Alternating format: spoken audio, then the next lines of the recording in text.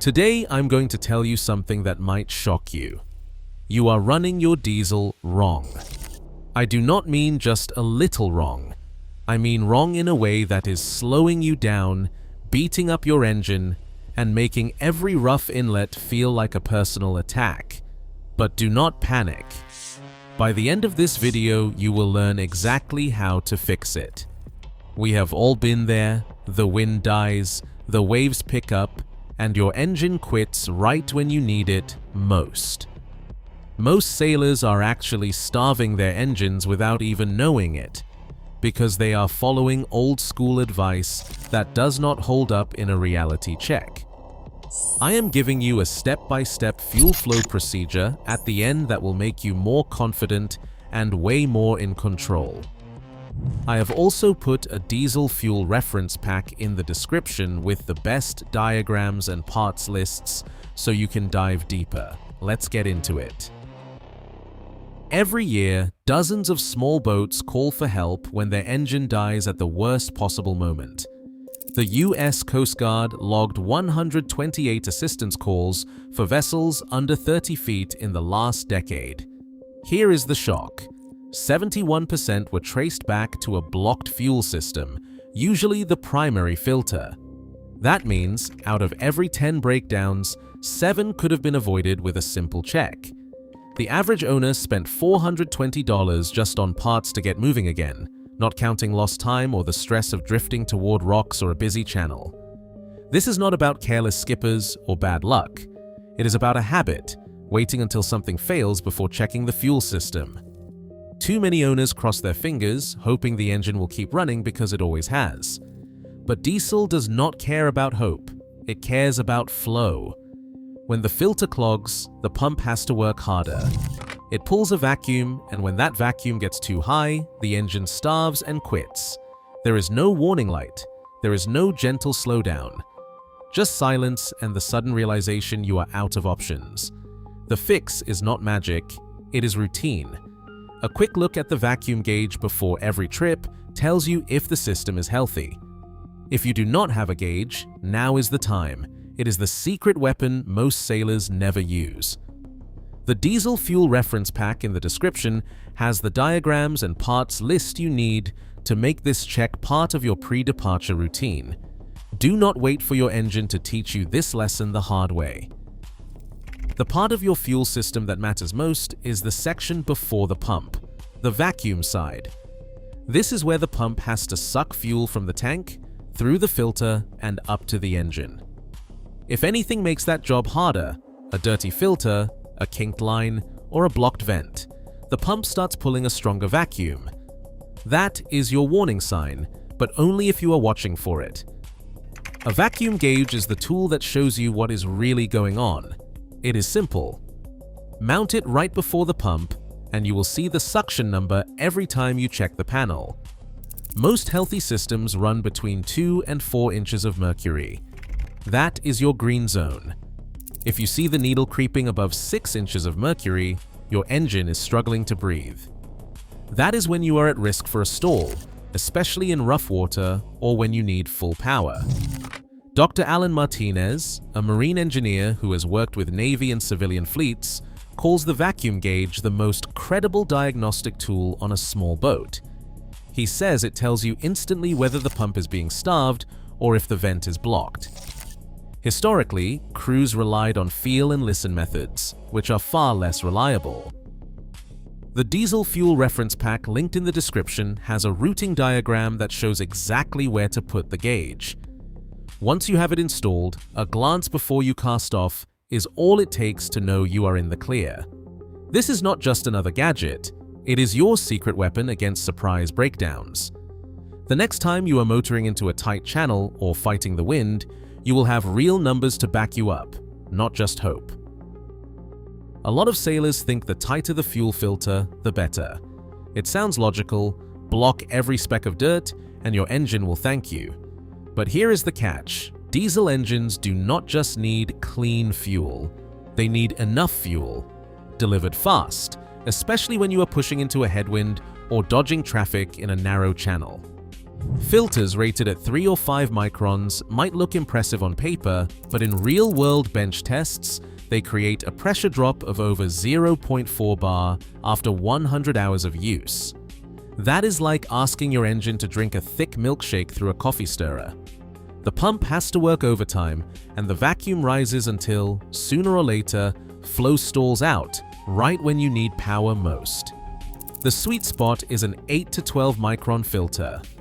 This range captures the grit that matters, sand, rust, and sludge, while keeping the pressure drop low enough for reliable flow. Lab data shows that 8 to 12 micron filters stay well under the danger zone for pressure drop, even after months of typical cruising. Go tighter and you risk starving the pump. Go too loose and you let damaging particles through to the injectors. The diesel fuel reference pack in the description includes a full micron chart and shows exactly which rating matches your engine and fuel pump. If you are not sure what you have, check the chart or bring a sample to your next filter change. The right filter is not about chasing the smallest number, it is about keeping your engine breathing easy every mile. Later, I will walk you through a filter swap that shows this difference in action. A lot of skippers trust the priming bulb as their safety net. They squeeze it, feel resistance, and think, fuel is flowing, we are good. But the truth is, the priming bulb is not a health check. It is just a tool to push fuel through the line after a filter change or a dry start. The real trap comes from the design itself. Early bulbs were simple: one chamber, one job. Squeeze, and if fuel moved, you knew the line was open. But most modern boats now use dual chamber bulbs, sometimes labeled as press-au-vac or self-priming. These have a second chamber that can hold a pocket of fuel, even when there is a problem further down the line. Here is the catch. A dual chamber bulb can feel firm even when the pump is struggling to pull fuel. You might squeeze it, get instant resistance, and assume everything is fine. But that firmness can be the bulb itself, not the fuel system. If there is a blockage or a suction leak after the bulb chamber can mask the real problem. I have seen owners squeeze a firm bulb, start the engine, and then stall out a mile from the dock because the pump was pulling air, not fuel. Do not use the bulb as your system check. It is an assist, not a diagnosis. The only way to know if your fuel is flowing right is to check the vacuum gauge or do a bubble test with a clear line. If you are not sure what kind of bulb you have, the diesel fuel reference pack in the description has a diagram of both designs. Next, I will show you how to spot air leaks that can sneak past even the best priming bulbs. Tiny air leaks are the silent enemy of diesel reliability. A single loose clamp or a cracked hose can let air slip into the fuel line, even when everything looks tight. The engine doesn't care if the leak is invisible, it just responds to the bubbles. When air gets in, the pump loses its grip, and the fuel flow falters. That is why the clear line bubble test is so powerful. It takes the guesswork out. With a short piece of transparent hose on the pump inlet, every bubble tells a story. One bubble every few minutes might mean a clamp is just starting to loosen. A steady stream means air is rushing in, and the engine is about to stall. In a recent field study, technicians found that bubble frequency rises in direct proportion to leak severity. Even a pinhole in a hose can double the number of bubbles in less than an hour underway. The fix is straightforward. Tighten every clamp, swap out any hose that feels brittle, and check the fitting at the filter. Most leaks show up at the connection points, especially after a filter change or a rough passage. After tightening, run the engine and watch the clear line. If the bubbles stop, you have nailed it. If not, work methodically down the line, one clamp at a time, until the flow is solid and bubble-free. This is not just about keeping the engine running, it is about avoiding those panic moments when the power drops out in a tight spot. The clear line test turns the vacuum gauge from a static number into a visual alarm.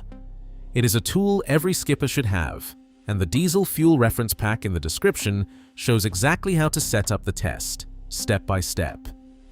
With this method, you will know your lines are tight and your engine is ready for whatever the sea throws your way. Rough seas have a way of exposing the hidden weak spots in a fuel system. When a boat rolls past 30 degrees, the fuel in the tank does not just slosh, it can momentarily uncover the vent or inlet, letting air rush in or blocking the vent entirely. That is when the engine's pump has to fight against a sudden vacuum spike. In real-world tests, a single roll can send the vacuum reading soaring to 8 inches of mercury, double or even triple the normal load. The engine feels it instantly. There is a dip in power, sometimes a cough, and in the worst cases, a full stall right when you need thrust to keep the bow pointed into the waves. High-speed footage from the University of Rhode Island's Marine Lab shows exactly what happens. As the tank tilts, a bubble of air gets pulled into the vent line and blocks it for just a second. The vacuum gauge jumps, and the pump struggles to keep up. But here is what is remarkable. A simple fix can cut that spike down to almost nothing. By adding a short baffle or rerouting the vent line so it is less exposed to slosh, the vacuum spike drops from 8 inches to a steady 2 inches. That is the difference between a stall and a smooth ride through the chop. During a Pacific crossing, one crew noticed their vacuum gauge rising with every roll. They added a homemade baffle to the vent and watched the reading settle back to baseline. No filter change needed. It is proof that not every rough water stall is a dirty filter or bad fuel. Sometimes, it is just the sea playing tricks with your vent. The diesel fuel reference pack in the description has diagrams for baffle placements and vent routing, so you can make this fix before the next squall hits. When you control the vent, you control the flow, no matter how hard the boat rolls. A whiff of diesel in the cabin is more than an annoyance. It is your nose warning you about a problem that could stop your engine when you need it most. If you can smell fuel, even faintly, it usually means the hose between your tank and pump is letting vapor escape. That same hose can also let air in, especially when the engine is pulling hard, like when you are motoring into a headwind or dodging a ferry.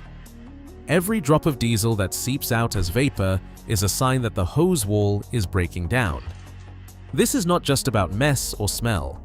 When a hose gets old, the rubber can become brittle, crack, or even turn soft and sticky. Some hoses, especially those made from standard black rubber, start to sweat fuel through the wall, a process called permeation.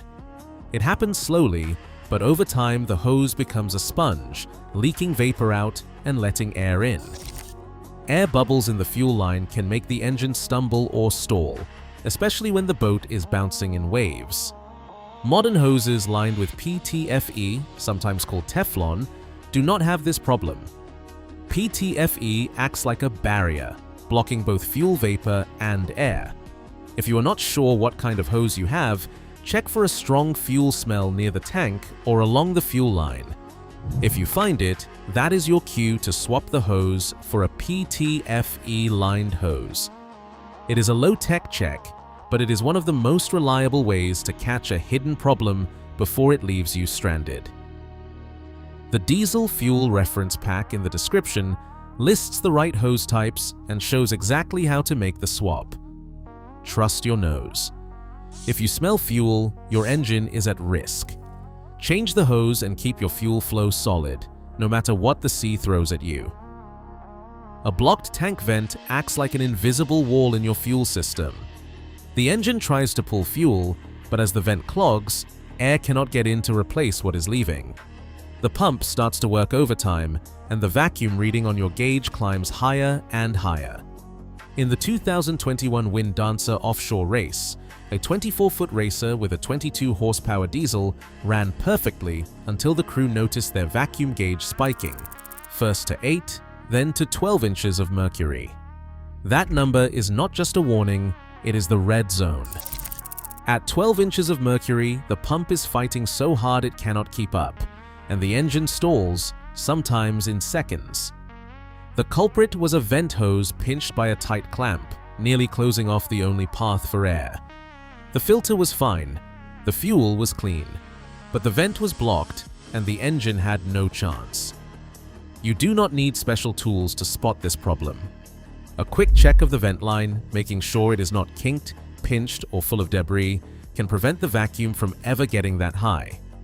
If your vacuum gauge suddenly jumps and stays high after a filter change or rough passage, do not just swap filters. Inspect the vent. If you see a spike above 6 inches of mercury that does not drop when you prime or restart, the vent is the first thing to check. The diesel fuel reference pack in the description has a step-by-step diagram for vent inspection and shows exactly how to clear a blockage fast. Do not let an invisible wall stop your engine when you need it most. A 2-minute vent check can save you hours of drifting and a lot of stress when the wind and waves are already working against you. Flat fee service packages sound convenient.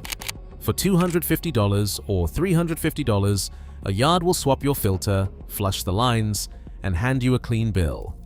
But this model quietly encourages the idea that maintenance is something to set and forget. Leave it to the pros, and you are covered until next season. The problem is, fuel flow does not wait for a calendar. A blockage or vent kink does not care when your last service was. By the time you are drifting in a channel, that flat fee feels a lot less like insurance and a lot more like a gamble. Here is what really makes the difference: a habit, not a handoff. Pro skippers and surveyors log their vacuum gauge readings every trip, just like checking oil or tying a cleat. It takes 10 seconds. That simple record turns a mystery into a pattern you can spot before trouble starts. If you see the gauge climbing from 4 to 6 inches of mercury over a few weeks, you know it is time to check the filter or vent long before the engine even coughs. Let us put this to the test. On a recent tech call, a gauge read 8 inches of mercury, deep in the danger zone. The owner cleared a blocked vent, restarted, and the reading dropped to 3 inches of mercury. That is the difference between a stall and a smooth run. It did not cost a dime in labor. The gauge told the truth, and a quick fix restored full flow. You do not need to be a mechanic. You just need to watch your numbers and write them down. The diesel fuel reference pack in the description has a printable log sheet and a 1-page checklist. With these tools, you are not just hoping for reliability, you are building it, trip by trip. That is the real secret weapon for any skipper who wants to run with confidence, not luck. Right now, 71% of sudden marine diesel failures trace back to simple fuel flow mistakes, most of them invisible until the engine quits at the worst moment. But today, you have the tools to change that. A vacuum gauge isn't high-tech, it's your early warning and your secret weapon. Confidence comes from knowledge, not luck. For every diagram and parts list, check the diesel fuel reference pack linked below. Safe sailing, and keep the questions coming.